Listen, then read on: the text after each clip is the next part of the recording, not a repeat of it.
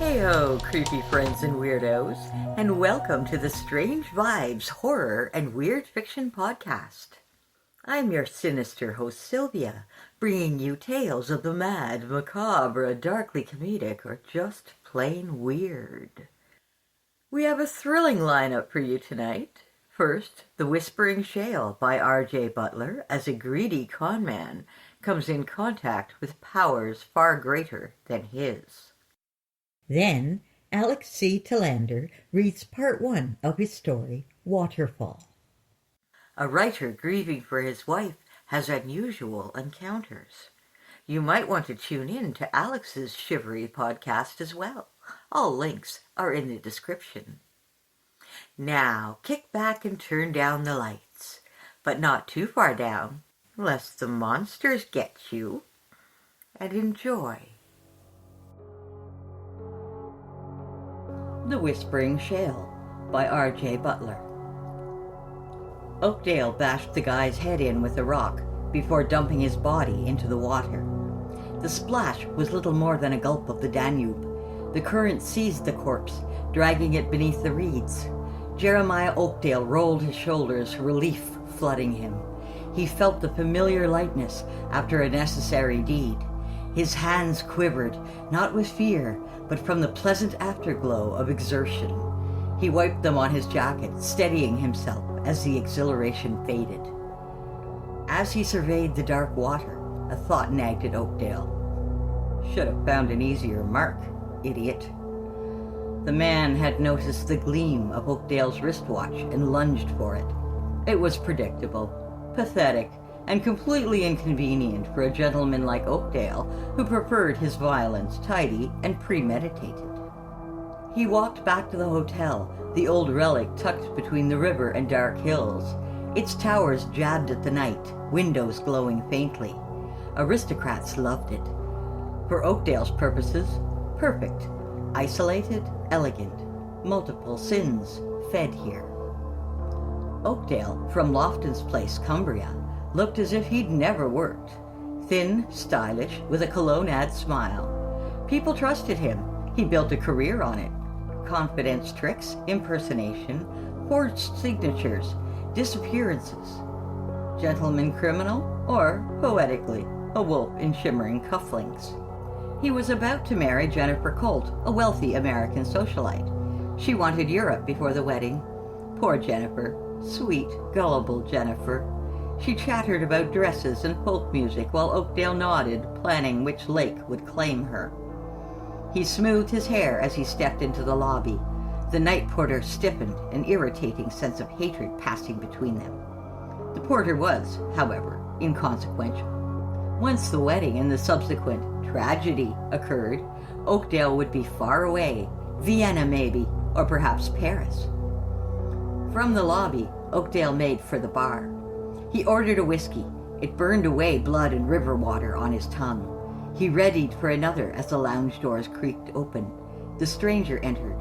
Jeremiah noted 2 things. The man looked like a nervous accountant, and he carried an ornate jewelry box, deep crimson with a silver inlay shimmering like a coiled serpent. The man approached the bar and nodded at Oakdale. His coat was travel-worn, and he clutched the box as if it anchored his sanity. Oakdale's instincts perked up, alert. "Good evening, sir," the man suddenly said to him. "I am Mr. Bickerwaite." His voice was like wet linen. Oakdale flashed his best polished, irresistible smile. Bickerwaite placed the jewelry box on the bar. It gleamed under the chandelier, lacquer fresh as blood.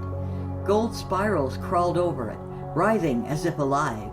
The patterns made Oakdale's eyes ache, twisting in multiple directions. A cold shiver rolled across his scalp. Oakdale's smile grew. "Lovely piece you've got there," he said. "Something valuable?" Bickerwaite tensed. His pudgy hands hovered over the lid. "You could say that, though not in the monetary sense." "Oh, of course not," Oakdale lied, with charming conviction. "Sentimental?" "No, dangerous," Bickerwaite replied. Oakdale nearly laughed. He craved men like Bickerwaite, eccentric travelers convinced their heirlooms were cursed or mystical.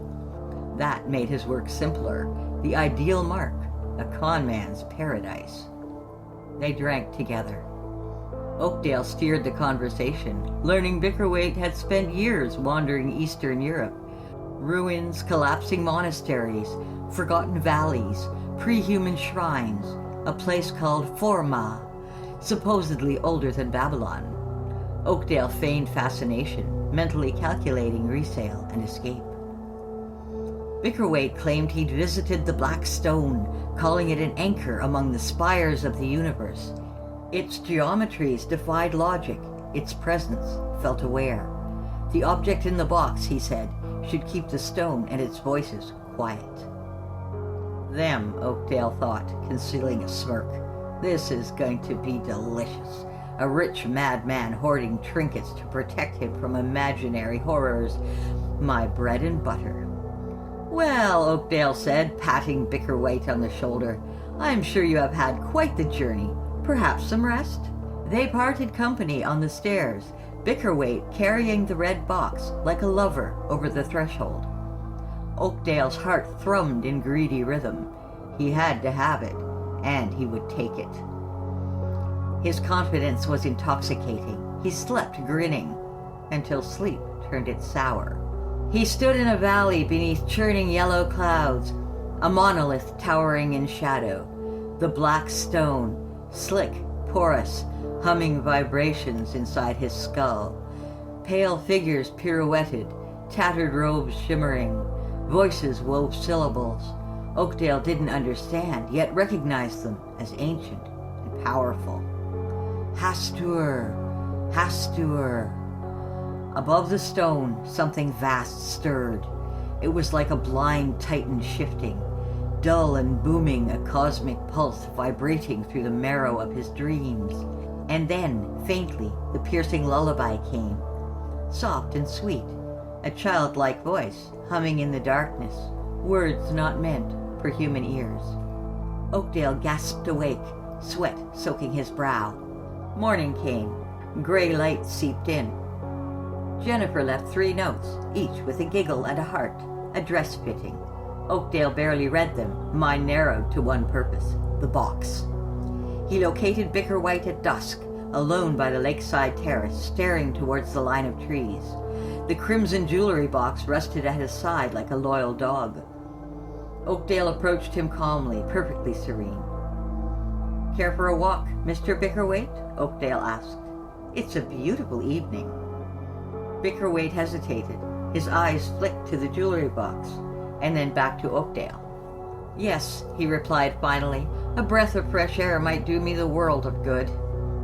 They walked toward the trees. Oakdale's steps stayed carefree. His mind counted heartbeats. At the moonlit bend, Oakdale struck, slamming Bickerwaite into a tree, ripping the box free and bringing his fist down hard. Bickerwaite screamed, not from shock, but despair. Please, he whimpered, you don't understand.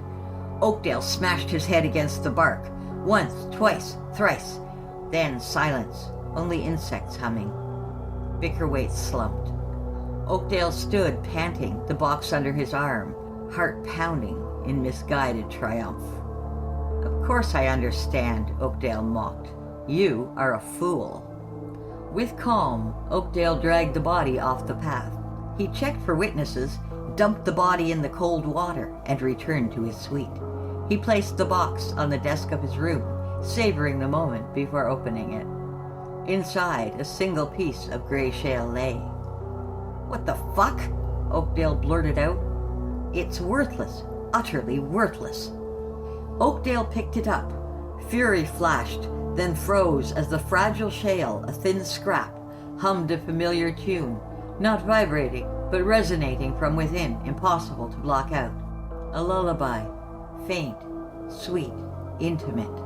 It was the same tune from his dream. Oakdale dropped the shale. The sound didn't ease, burrowing into his skull as he backed away, heart pounding. Jeremiah, Jeremiah. It sang to him. It sang his name, and as it sang, he clasped his hands over his ears.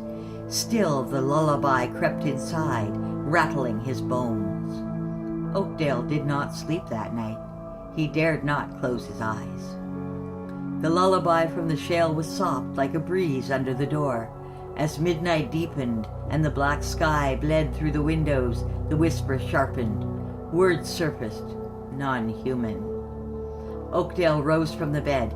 He paced around the suite while Jennifer slept, snoring like a rhinoceros. The red lacquered jewelry box sat open on the desk. It was like a wound oozing a melody that haunted him. The shale glinted faintly in the absence of light. The lullaby tunneled deeper into the base of his skull. He decided then and there he would throw it away. Yes, that's it. I'll throw it away. The thing belongs in the lake with the rest. Let it sink. Let it rot. Whisper to the fish. As he reached the desk, his limbs locked. Paralysis crept down his spine. His right hand moved on its own, reaching for the shale. No, he hissed. His fingers closed around it despite himself. The lullaby cooed, and then Oakdale saw things, not dreams, visions, as clear as memories. He was standing in the lost city of Forma. Basalt towers had been warped into impossible angles. The structures slithered. Faceless things made of shadows pulsed like the singular cyclopean eye of an ancient god. The black stone stood in the center, breathing, towering, dripping with desolation.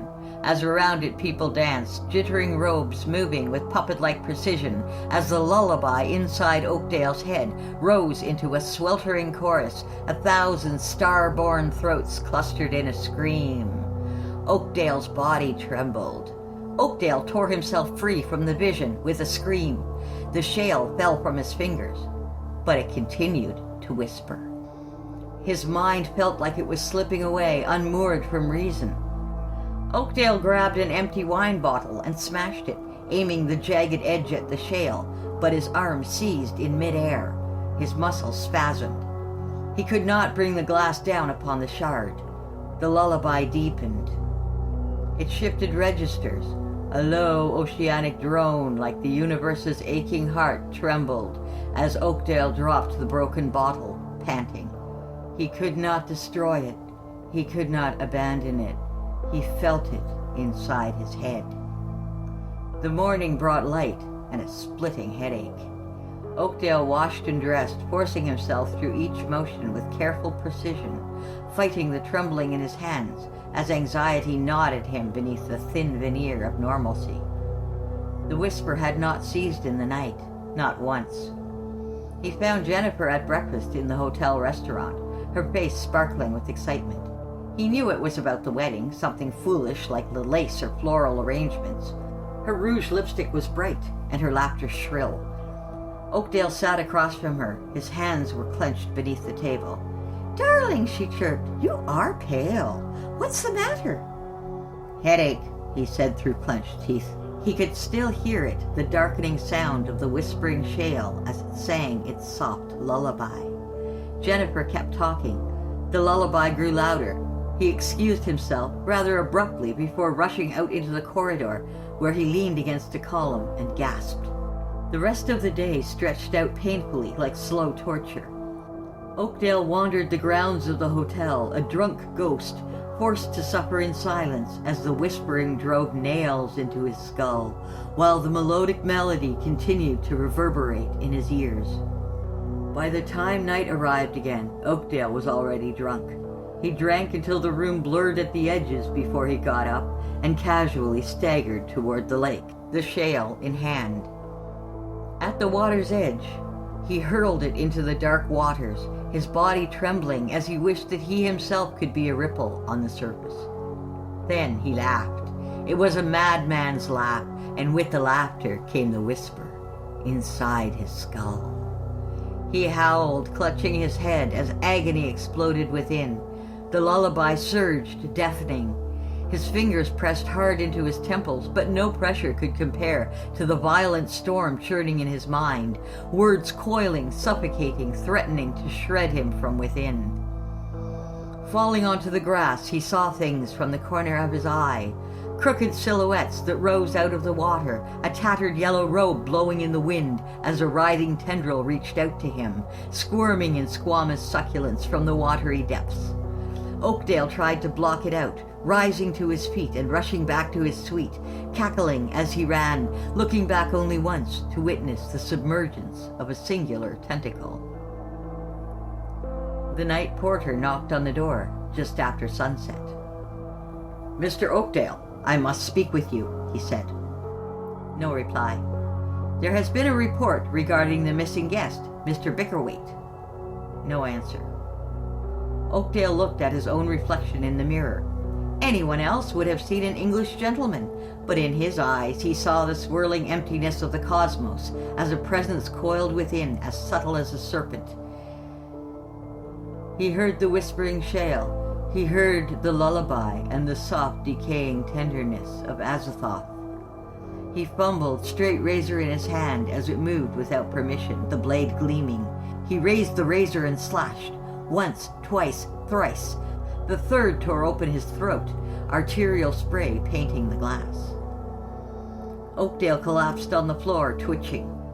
The growing pool of his own existence slowly surrounded him as the lullaby lovingly sent him spiraling into the darkness. His body was found an hour later. Jennifer fainted the minute she caught sight of him. As officials swarmed the suite, no one noticed the little piece of shale lingering on the ground. Eventually, a porter bent to pick it up. "What is this?" he muttered to himself. He held it to his ear. His face slackened into a wistful smile when he heard it. The lullaby. It's beautiful," he whispered. He slipped the shale into his pocket and walked quietly from the commotion. And the whispering began again.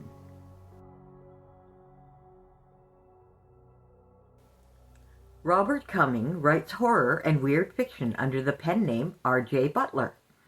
His work explores obsession, guilt, folklore, and the intrusion of the uncanny into ordinary lives.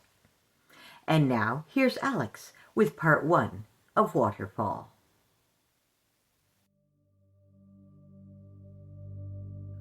Waterfall by Alex C Telander. Read by the author.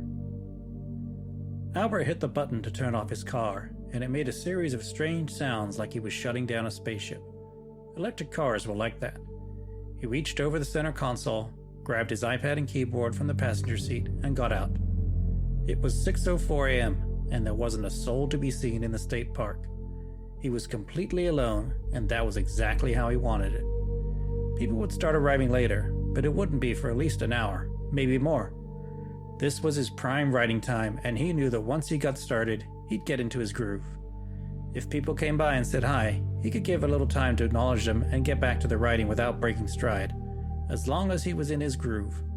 But first, he needed to find it, and that required peace, quiet, and tranquility. The empty state park would do that for him. At least, it had done for his last 3 books. When he tried it the first time, he thought it silly, maybe even crazy. He thought he needed a private writing space, his office, and classical music, something powerful and complex, like a Mozart deep cut, or Rachmaninoff, or maybe even some Grieg. He owned a lot of classical, all on vinyl, and that's what he thought was conducive to a prosperous writing session. Vinyl turned out to be great for it, 20 to 25 minutes aside. That was a good writing sprint, allowing him to get a good chunk of words out, whether it be an entire scene or a chapter. Then get up, turn the record over, and dive back into another sprint. And then he'd gotten stuck. No, more than that. He'd hit a brick wall, and there was no way around it or over it. All the classical music in the world couldn't help him through it. Not the strings of Vivaldi, the piano keys of Bach or Chopin, or even the crescendoing movements of Beethoven. He was well and firmly stuck. A writer friend had suggested taking a walk, and then sitting down on a bench and writing. So he did. He didn't get past the wall at first, but he did put some words on the page. The friend said he used a spiral-bound notebook and a pencil. He did it that way and found it too slow, but some words did come out. and when he came back with a fully charged laptop, he was surprised to find that this time the words poured out. Before long, his renowned protagonist, Dakota Sands, had figured out what piece of evidence was missing and how to get it. And then he was over that brick wall and going again. The problem was the laptop was a heavy sucker, no matter how small it was. So before long, he switched to an iPad and keyboard. Each time he sat down on the bench, after a mile or so of walking to get the blood flowing and the heart pumping, he'd stare out at the colors and angles, immersed in the sounds of nature for a minute or two, and then start writing. He never hit the wall again. Until I had to plow through the side of that bridge and drop like a stone into the river. Albert looked through the driver's window. It was still early and cold, the sun not yet fully up, casting a weak light upon the park. And there stood his wife, her skin white, as pale as seashells, as pale as river quartz, deathly pale, her hair wet and unkempt, bits of green stuff in it, river foliage, her eyes big and black, river bottom sand on her cheeks. Her clothes were a shriveled punctured water ring, just hanging uselessly, her bare feet white suffocated fish cut up and bloodless. That stopped your writing better than any wall, hit you like a freight train. Albert filled his lungs, counted to 5 slowly, then let it out and pushed open the door. He got out, closed it, locked it, turned. She was gone. He started walking. His coat crinkled in the quiet air like a cat playing with a plastic bag. He didn't know what it was about the early morning hours, surrounded by all these majestic redwoods, reaching to the sky like great pillars, supporting the cathedral of the world. There should have been birds and squirrels and all number of small woodland creatures flitting here and there. And yet, there was next to nothing. The occasional chirp of a bird, maybe even the caw of a crow, but that was all. It worked for Albert. He craved that silence. He demanded that peace. He yearned for that tranquility as a thirsty man lost in the desert longs for water. 30 minutes or so later, he approached his destination. For 5 years now, he'd been coming to this exact spot on the waterfall trail. You took 2 other trails to reach it, plus another half mile to make it to the waterfall. In wintertime, when it wasn't raining too heavily, it didn't happen often, but when it did, Albert had to write in his office to classical music once again. The waterfall became strong and continuous, a comforting white noise for him as he wrote. And then, through spring into summer, it lessened and lightened and went through stages of a waterfall becoming almost what it wasn't. Silence, the lack of water. Fortunately, it never completely dried up. There had been some warm summers, and the creek the waterfall flowed into almost always dried up by late July or early August. But the waterfall was always there, strong and mighty, or weak and trickling. Was it his muse? The thought had occurred to him a couple of times. He needed it, nay, required it to write. So did it not fit the definition? I thought I was your muse. She was there again, beautiful but undeniably dead. He loved her with all his heart and soul. The 4 years they'd had were memory-making, life-making. They were soulmates and called each other such innumerable times. Aren't I still your soulmate? Do you not love me? Do you not need me? Do you not yearn for me? He supposed he was still grieving. It had been over 6 months. He'd gone to some classes. He thought they'd helped. But then, why was she haunting him? Was she haunting him? She only ever showed up here, in the state park, on the trail. And it wasn't every time, only sometimes. He never talked with her, never engaged with her, did his absolute best to never acknowledge her. Except for the first time, when she'd been waiting beside his car. He'd kept the scream inside, but immediately started the car and roared away. He didn't return for 3 days. He'd had to suffer at home to write. When he came back again, he didn't see her until the time after. He'd been better prepared then. It was grieving, and it made a sort of disturbing sense that he'd created an apparition of her. But why didn't he see her more often? And why only in this place? He didn't know. But he knew he missed her like he would miss an amputated limb. Something he thought he couldn't live without, but actually could. Quite well, in fact, and yet was constantly reminded of its absence. You should stop. Not today. Come back another time. Now this was something new. She'd never spoken to him like this before. For the first time since he started seeing the apparition of his dead wife, he made eye contact with those black holes. She looked... was that scared? Albert stopped. He was only 100-odd feet from his writing bench. He called it his, even though many had sat there. There was someone sitting there now. The trail curled at the end, and there was a redwood trunk that blocked the bench, but he could still see the someone. He made himself walk through the discorporeal spirit of his wife and felt a momentary coldness that dissipated once he passed beyond her.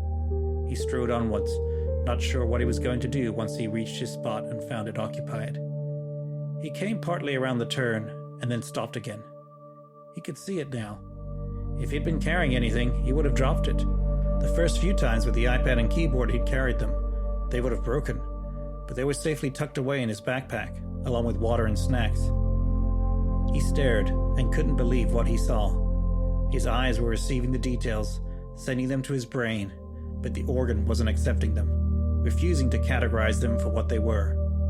Absurdly long legs, broom-length arms, a trunk that couldn't possibly be that long and wide.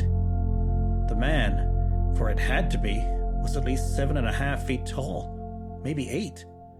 Albert couldn't be sure because it was sitting down. It was also covered in dense brown hair. From long wispy beard, brownish gray, emerged tendrils of dark green.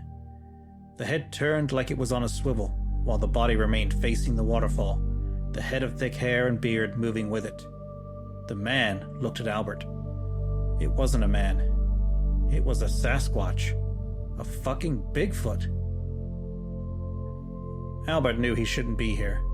He should have turned around long ago and started running as fast as his normal, pathetically human legs would carry him, all the way back to his car. And like the first time he saw his dead wife, he would back out and drive as fast as possible back to the safety of his home, to the refuge of his office, with his comforting classical music collection, where there were no big, hairy, mythological men. But his legs wouldn't move. His brain was sending signals now, screaming them through the synapses and nerves, but it seemed like below his waist, he'd gone deaf and dumb to commands from his mind. He knew at least he wasn't paralyzed down there, because he could feel the hot trickle of urine running down his left leg. A different kind of waterfall. He waited in fear and wonderment. The Bigfoot continued to watch him, face calm. It formed a small smile. Albert didn't know if this indicated he was friend or foe. He knew nothing of these woodland creatures. Hell, until 25 seconds ago, he'd been certain they didn't fucking exist. Just like ghosts? Just like I don't exist? She was at his side again, ever so close. He could smell her, bitter and soggy. He could feel the cold and wet emanating off her. He didn't look at her. As much as he wanted to break away from looking at Bigfoot, his neck muscles and sinews and ligaments had become as hard and immutable as the mighty redwood trunk surrounding him. He blinked. She was gone. The Bigfoot, however, was not. It was still very much there. It lifted its head a little, the smile growing wider. Then it raised its great hand, which had to be bigger than a dinner plate, and up came the enormous tree branch of an arm. The brown fur of the hand also had tendrils of beautiful dark green. It was a shade Albert was fairly certain he'd never seen in nature before. The fingers were held together, extending upwards like candles. Then as one, the fingers folded down twice. Albert didn't know what it meant. The hand made the same motion. He still had no clue. Bigfoot then brought its mighty hand towards its chest. It did this a few times. The message made it to Albert's organ of benevolence. Bigfoot wanted him to come closer. Alex C Telander is the mad scientist, creator, and writer of the ghoulish Ostium Podcast and the very gay Circe Podcast. Both podcasts are part of the Transylvanian fortress known as the Rusty Quill Network. Tune in next week, Sunday, May 10th, at 9 p.m. Eastern Standard Time, for the thrilling conclusion of this story and more. Till then, my friends, stay strange.